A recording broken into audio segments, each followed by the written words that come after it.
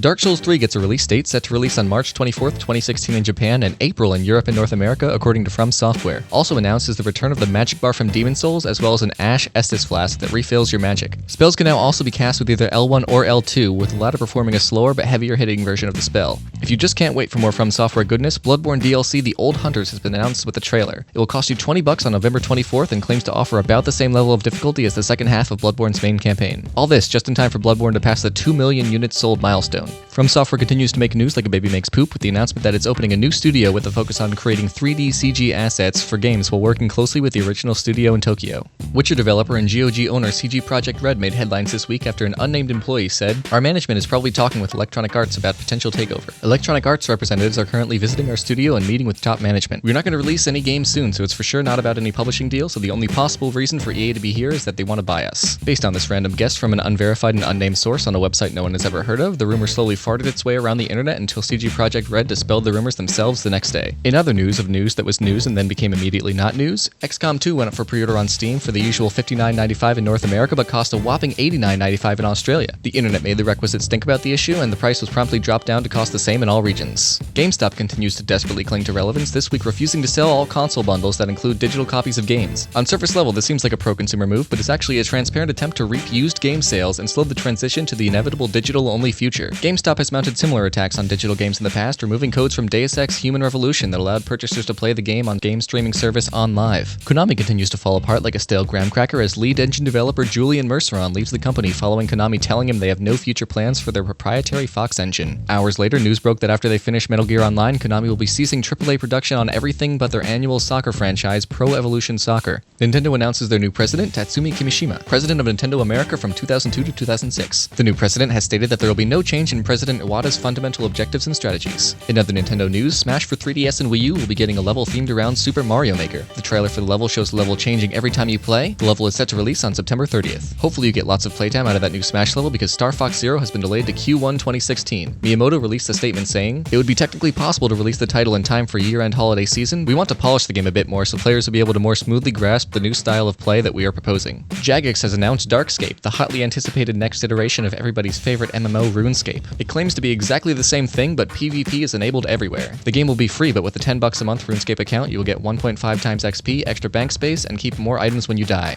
Release date for StarCraft II expansion Legacy of the Void has been set at November 10th with a new trailer. CSGO fans rejoice as the game gets a substantial patch that most notably fixes the long-running issue of inaccurate hitboxes. And now for new releases. Free Shovel Knight DLC Plague of Shadows releases and lets players play through the original game as Plague Knight with a completely different set of moves and attacks from the original game's protagonist. An interesting new twist on one of the best platformers in recent memory. Forza Motorsport 6 releases on Xbox One to solid praise. Most reviewers thought it was a quality iteration on the Forza formula, good enough to lure in non-racing fans, though some found the single player to be uninspired. Destiny's Taken King DLC releases with many reviewers calling it Destiny 2.0, though it doesn't change enough to entice those who had fundamental problems with Destiny's MMO formula. Pro Evolution Soccer 2016 releases for PC and current and next-gen consoles. Though reviews are mostly solid, the game is still just Rocket League without cars. Albino Lullaby Episode 1 releases for PC almost exactly 1 year after its successful Kickstarter. A first-person horror adventure built with VR in mind, Albino Lullaby's reception is mixed, with some calling it a fun ride, while many poo-poo the game for not being very scary, lacking interesting mechanics, and being poorly optimized. Undertale released for PC, and while it received limited critical attention, it garnered solid buzz and abundant praise for its interesting battle system that lets you choose whether to fight or talk your way out of every encounter. That's it for this week. I can't believe it actually ended up being exactly 4 minutes.